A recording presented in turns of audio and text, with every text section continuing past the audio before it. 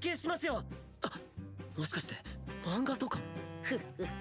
当然だろ、正幸くん。そこに至るまでの道は遠いが、諦めたらそこで終わりだからね。俺、リムルさんにずっとついていきます。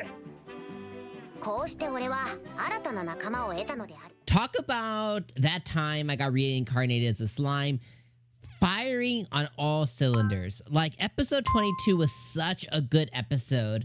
And I really love when anime in general, but you know, in this specific one, slime, right? But in general, I love when anime is able to give us multiple different plot lines or storylines, or they're able to give us multiple different days and events occurring in the same episode. And it doesn't feel like, how do you say it? It feels like the anime is respecting your time. Because the reality is the way that stories are told is a lot of times you'll get stuck in like one day of the show and they'll drag it on, but there's still so much story to tell. So I just feel like Slime really respects my time. Also, the episode and the content was just really, really good. So the first half of the episode was all about Rimuru talking to the queen of the elves, you know, the queen of Thalion, that was his name, TH something, Thalion, whatever. And he was all making a deal with her, talking about, you know, how they're low on funds. He talked to Gazelle. Then the queen ended up coming in. She's like, yo, I'll give you the money. And she did give him the money. And then she tested him. And she laid the first little foundation for Rimuru to start learning about the primordial demons and, you know, demon black, etc. And, you know, he's not really on the up and up with primordials. They keep using that with a plural. So my guess is that we're going to be eventually introduced to the other primordial demons, just like the one that Diablo went and fought, I think it was last season, when he went to their, not world, but he went to like their plane, like their demon plane, and he fought like some girl, but it wasn't like the real version of her or something like that. So my guess is that, you know, she'll probably come back into the story, or maybe there's other primordial demons, like Demon Red or Demon, you know, Super Black or something. I don't know. We'll get other primordial demons that come into the picture later, but this was like the first kind of nougat, the first little nugget drop of him learning about. He's like, primordial demons. Like, well, you know, Diablo is just, you know, he's like a little puppy dog. You know what I mean? He's mine now. And I love how the whole time as Rimuru is basically saying, like, yeah, I'll take responsibility for him. Whatever he does, he's my responsibility. If he acts out of line, I'll put him in place. And I like how the whole time the freaking Diablo, man, #1 husbando, is just over there just mother effer just giggling. He's like, oh yeah, take ownership of me, daddy. Effing Diablo is just the best. But I just love all of that, and the Diablo stuff, and the elf, and the way that she tested him, and then how he calmed her down by basically saying like, yeah, I'll put him in his place if he gets out of line. And the fact that he can say that in Diablo's presence means two things. One, Diablo respects him enough to understand that, yeah, he could totally do that.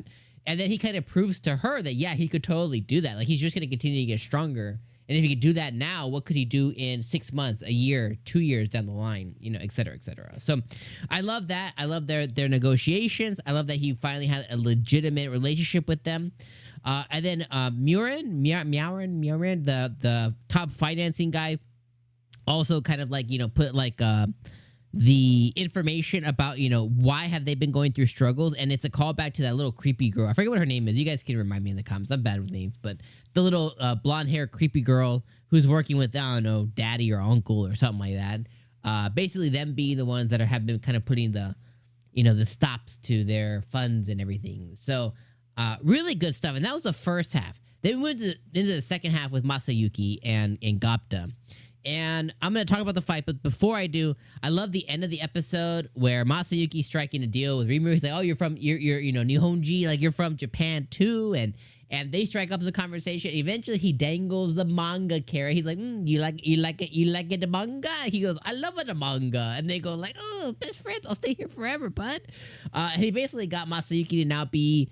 So Masayuki's ability, his hero ability is basically appealing to the masses, like brainwashing the masses. So he got him to be his GQ, his poster boy for the dungeon. So now that he has the hero who can, you know, really incite the people and get them all on his side, that's going to make sure that the dungeon is even more popular than what it would have been anyways without him. And he's going to put protections in place and probably take videos of him in the dungeon and doing hero things. And Masayuki's going to, you know, basically rack in the money for it and be able to live a life that is just like Japan, but in this other world, which is really cool. And then beforehand, you know, the Gobta stuff, I'll just kind of surmise it as Gobta Ranga? Gopronga? Rongda? Gobta Ranga? I love how they basically went fusion and turned into like a wolf boy. So cool. So cool. They ended up getting, you know, they won because Masayuki was like, holy shit, I gotta say, like, yo, I quit. But, you know, they won, and then 𝐼𝐿M decided that she's going to take them under her wing. So they're only going to get stronger under the tutelage of 𝐼𝐿M. So I just felt like this episode covered so much. It hit all of my, you know, all of my jellies. It hit all of my really strong interest. It was funny. It was interesting. It had some little bit of action in it. It was funny once again.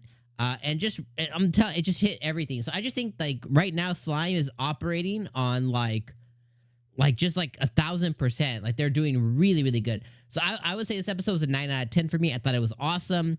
I love that it was a 2-parter, and I felt like, you know, both of those parts felt like full. Both of those parts felt like a full-length episode in the 10 minutes, 9-10 minutes that each section had.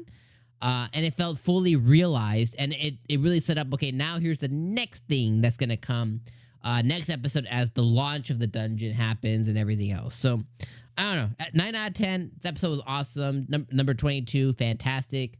This just gets me even more hyped for the, you know, following movie, the next movie we're going to get, and then the next season of Slime. So, really good stuff. Let me know what you guys think in the comments below. And my friends, as always, God willing, I'll see you guys next week.